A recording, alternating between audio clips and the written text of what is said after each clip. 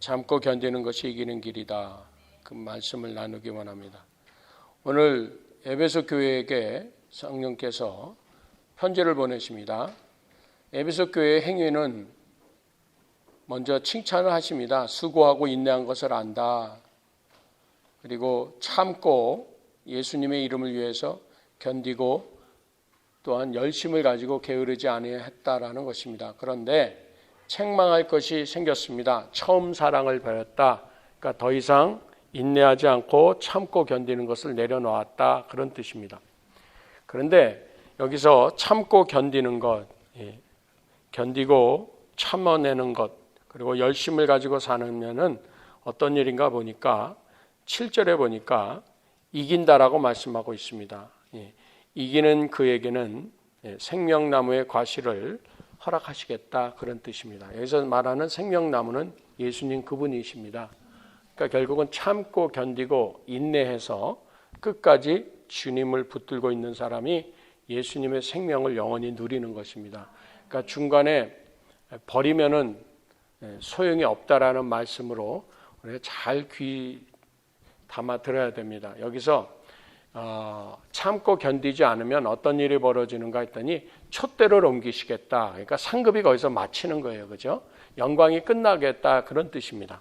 그래서 오늘 이 말씀은 특별히 우리 제자로서 섬기고 훈련받고 열심을 품은 여러분들에게 꼭 필요한 말씀 같아요. 사람들은 언젠가는 지칠 수 있고요.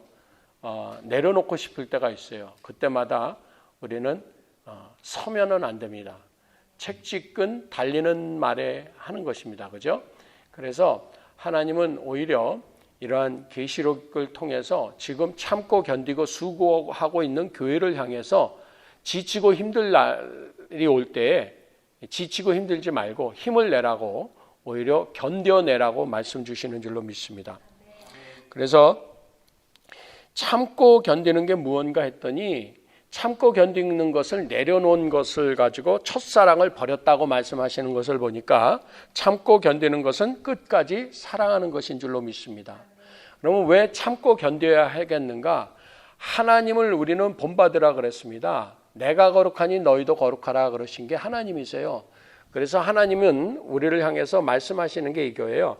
하루를 천년같이 참으시는 사랑, 길이 참으시는 그분의 사랑이 쉼이 없다라 그러는 거예요. 그러니까 우리가 하나님 안에서 무엇을 참고 견뎌야 하겠는가? 우리 삶에서 두 가지를 조심해야 됩니다. 첫째는 환경을 참아내야 합니다. 환경을. 두 번째는 관계를 잘 참는 사람이 신앙생활에서 승리하는 줄로 믿습니다. 그래서 하나님의 복음 그리고 하나님의 영광을 맛본 사람들이 하나 잘하는 게 있는데요. 정말 참고 잘 견딥니다. 여러분들 속지 마세요. 믿음의 사람들이 자기의 성품이 안 바뀐 것 가지고 마귀는 참수하고 옆에 사람들이 나를 모멸감을 갖고 스스로도 자책하게 만드는데, 여러분들이 혈기 부리고 여러분들이 신경질적이고 여러분들이 신경질이 넘어져서 히스테리칼해진 상황에 있을지라도 믿음을 버렸나요? 예수님 버린 적은 없어요. 신앙생활을 버리지는 않는다라는 거예요. 그런데 마귀와 주변의 사람들은 뭘 가지고 우리를 넘어뜨리려고 하냐면은 나의 부족한 성품 가지고서, 혹은 나의 다 다르잖아요. 그죠? 어떤 사람은 열정적인 사람이 있고요. 어떤 사람은 마음이 우러나기 전에는 죽어도 못하는 사람이 있어요. 그러한 차이 가지고 믿음을 논하는 것이 아니라 하나님은 너 안에 나를 향하여 나를 참는 게 있느냐, 신앙을 참는 게 있느냐는 거죠. 신앙생활을 위해서. 그러니까 속지 않으셨으면 좋겠고요. 그래서 환경과 관계를 참아내야 됩니다. 그러면 이 환경과 관계는 모든 것이 우리를 향하여 공격해오고 우리가 힘들게 하고 서글프게 하고 포기하고 싶고 내려놓고 싶게 할 겁니다. 그러면은 어떻게 참겠느냐는 겁니다. 환경과 관계를 어떻게 참아낼 수 있겠는가? 세 가지를 참으라 그러십니다. 하나님은 이것이 너희의 생각의 결과라.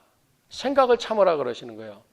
그러니까 하나님의 백성을 이렇게 야단치실 때 벌받는 형벌받고 이 책망하실 때 이 하나님의 백성의 생각이 원망과 불평과 불신 이런 생각이 가득했던 생각 때문에 그 생각이 어느 말을 낳고 말이 행동을 낳았잖아요. 생각대로 행했잖아요. 불신하고 불순종했잖아요. 그러니까 생각의 결과라는 거예요. 그러니까 우리는 생각을 참아내야 돼요. 생각의 싸움이라는 얘기예요. 두 번째는 언어, 말을 참아야 돼요. 말에서 이겨내야 돼요. 이 말은 불신의 언어를 품으면 안 돼요. 아, 망했다. 하나님이 정말 계실까? 그 다음에 응답받고서 기도 응답받아서 이렇게 됐다 그래 놓고 나서 시간이 한참 지난다면 그때 그렇게 될 거니까 그렇게 됐겠지 하는 실수들 많이 해요. 이런 언어의 실수를 우리는 참고 이겨내야 돼요. 네. 그래서 상황이 아무리 우리가 타협하고 싶을지라도요, 언어를 잘 참아내야 돼요. 그리고 행동을 참아내야 돼요. 행동을. 그래서 우리가 특별히 급한 마음에 기도가 안 된다고 일어나기보다는 끝까지 기다리고 참아보는 거 참 좋아요.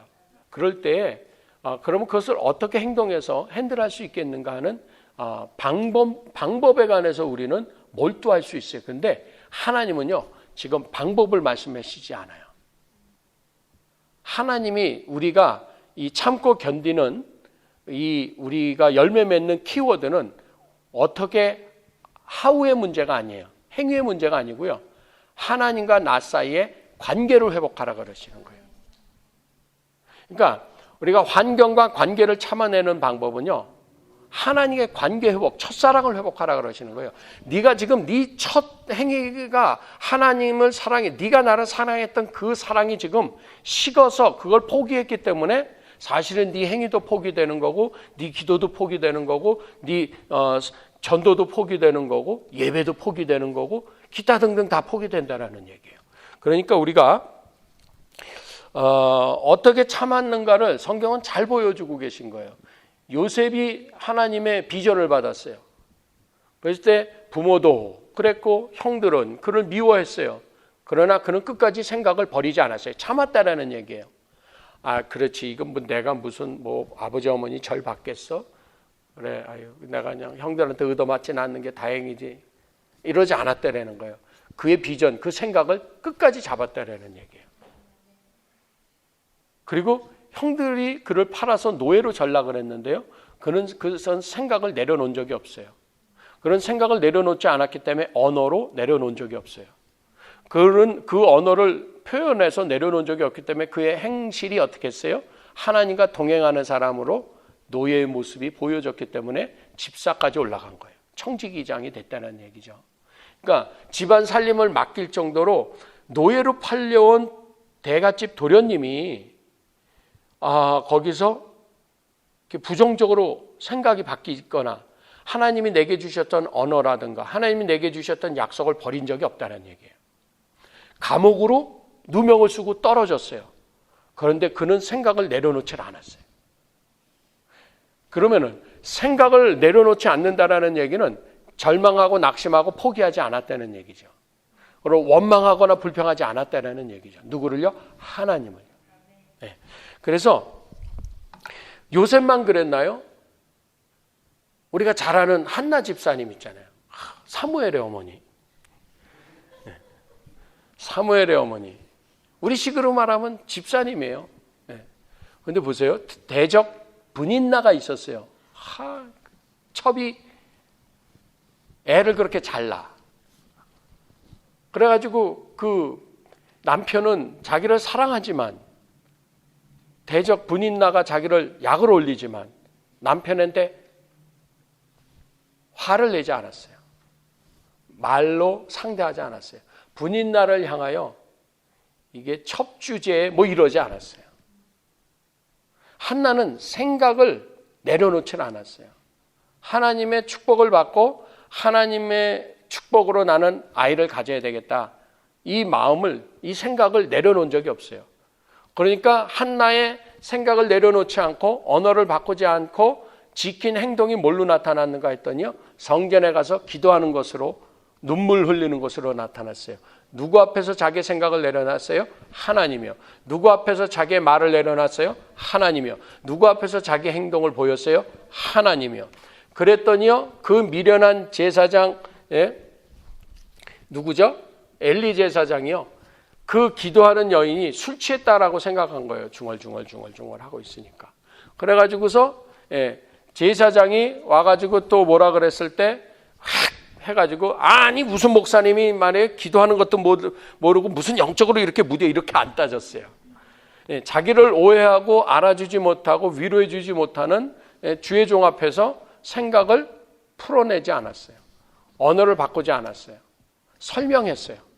이때 하나님이 그의 생각을 잡아주셨고요, 그의 언어를 받아주셨고요, 그의 행위를 다 받아주셔가지고요, 아이를 주고요, 아이를 다시 하나님께 바쳤어요.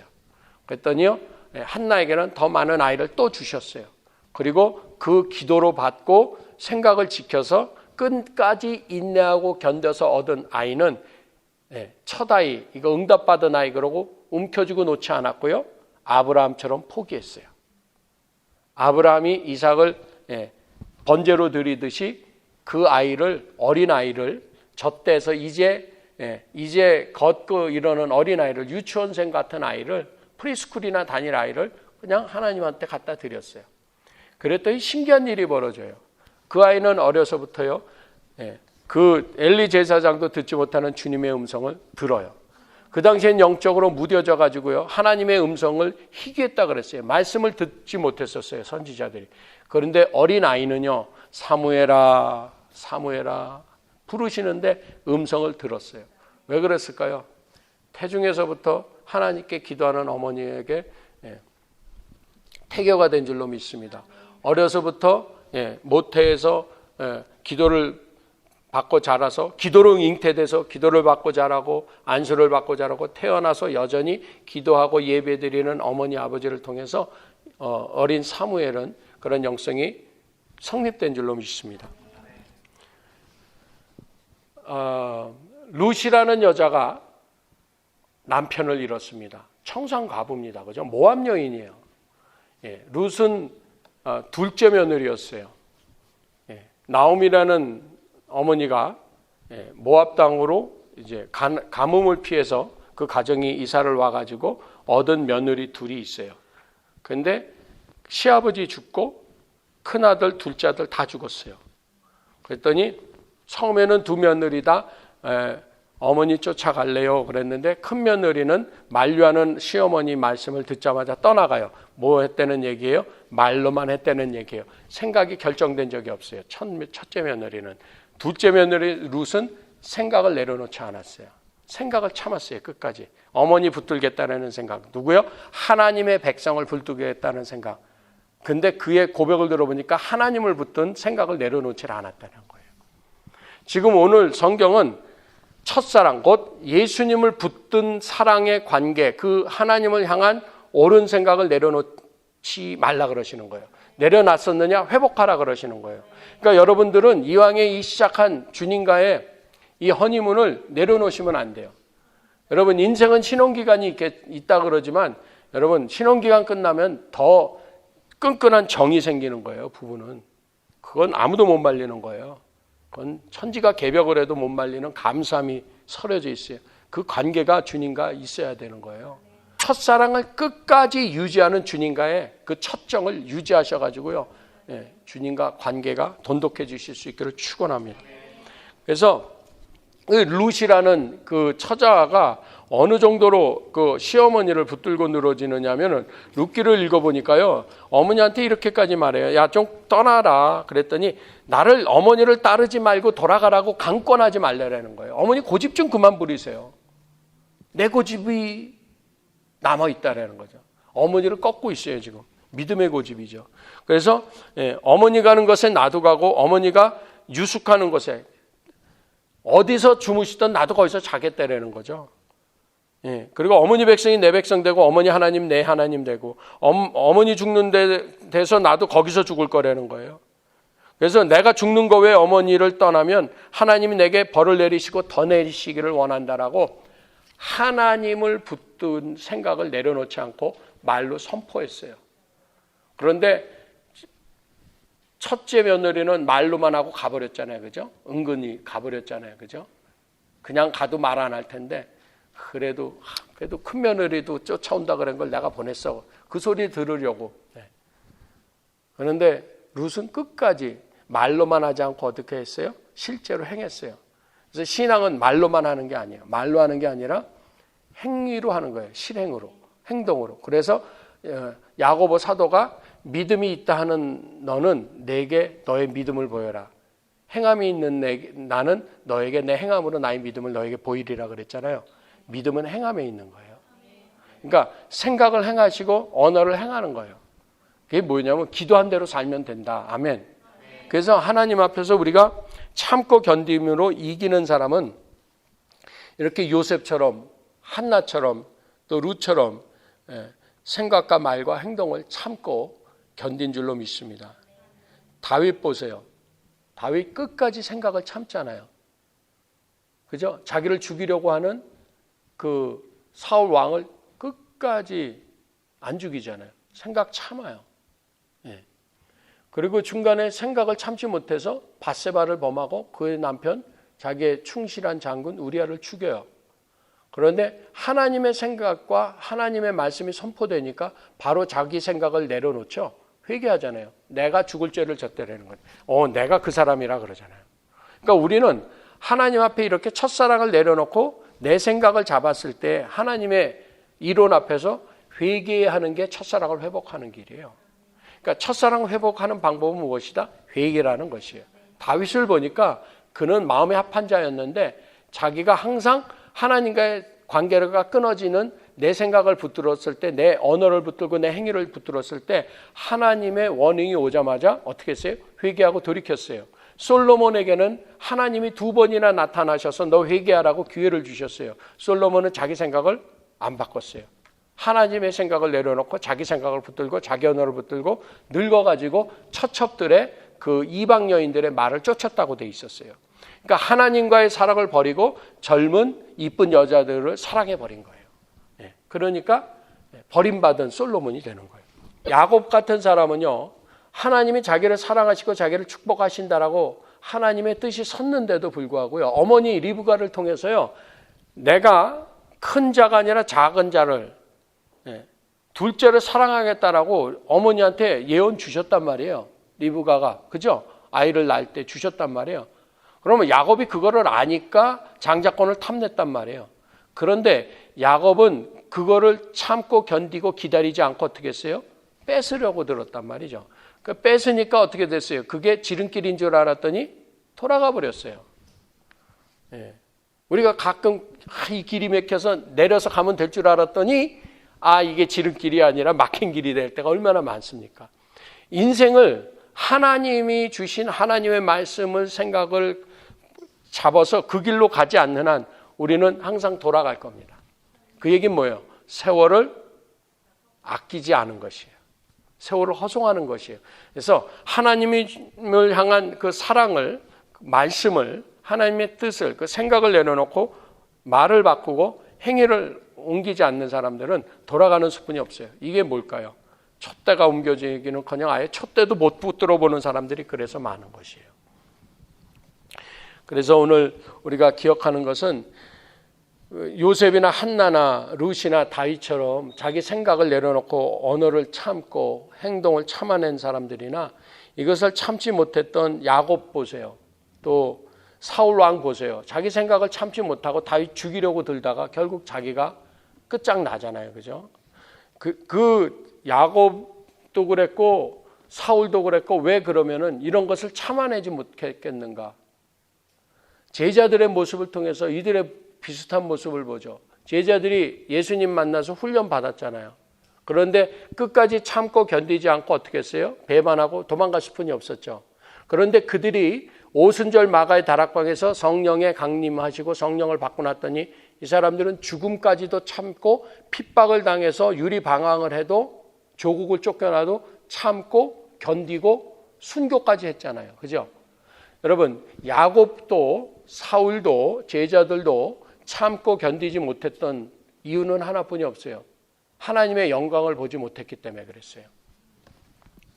근데 요셉이나 한나나 룻이나 이런 다윗 같은 사람들은 자기가 체험했던 하나님의 영광이 있었던 사람이라는 증거예요.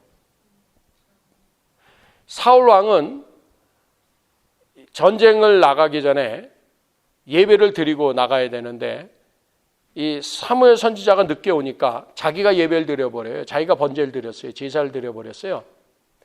그 얘기는 뭐냐면은 참된 하나님의 영광의 예배가 아니고 형식적으로 예배만 마치면 된다라는 얘기죠.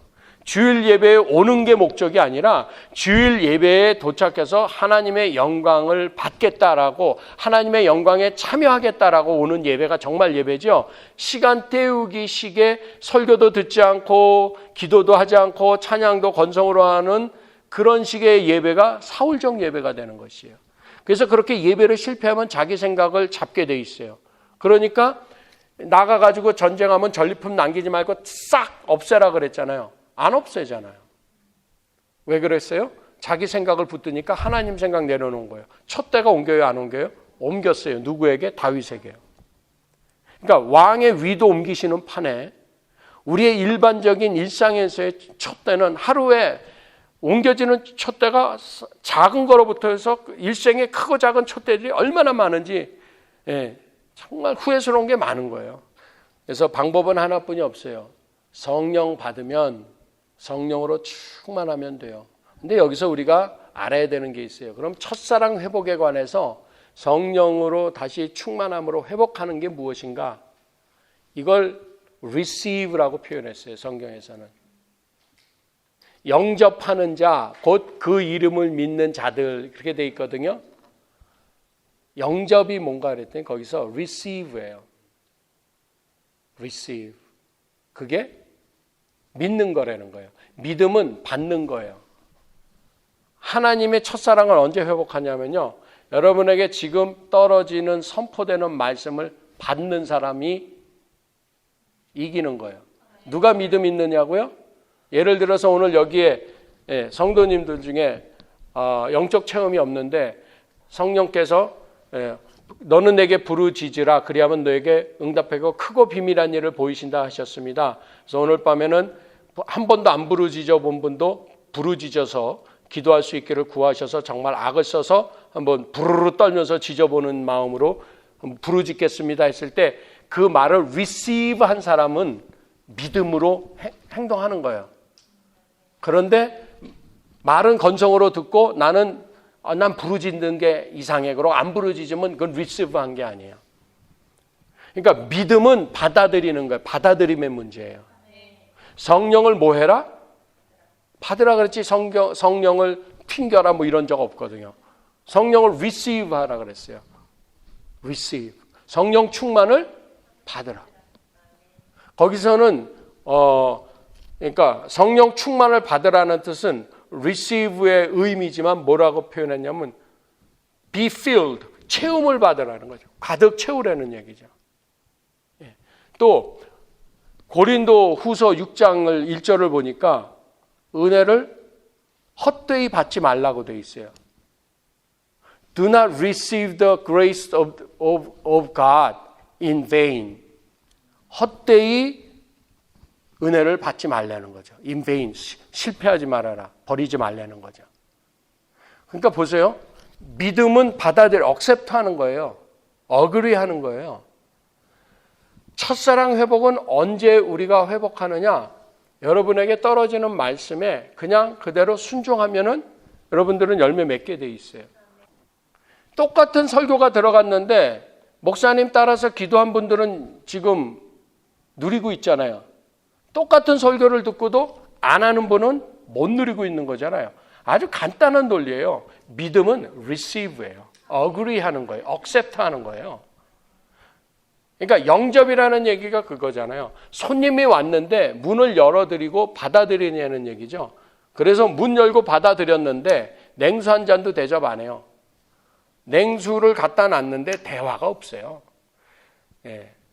잔치상을 베풀어 놨는데 마음이 없어요. 손님에 대해서. 그건 영접이 아니잖아요. 그죠?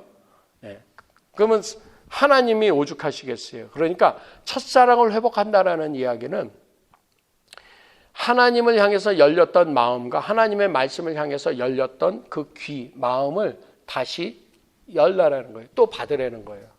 오늘 은혜를 받으실 줄로 믿습니다. 은혜를 받는 데는 얘기는 뭐냐면요.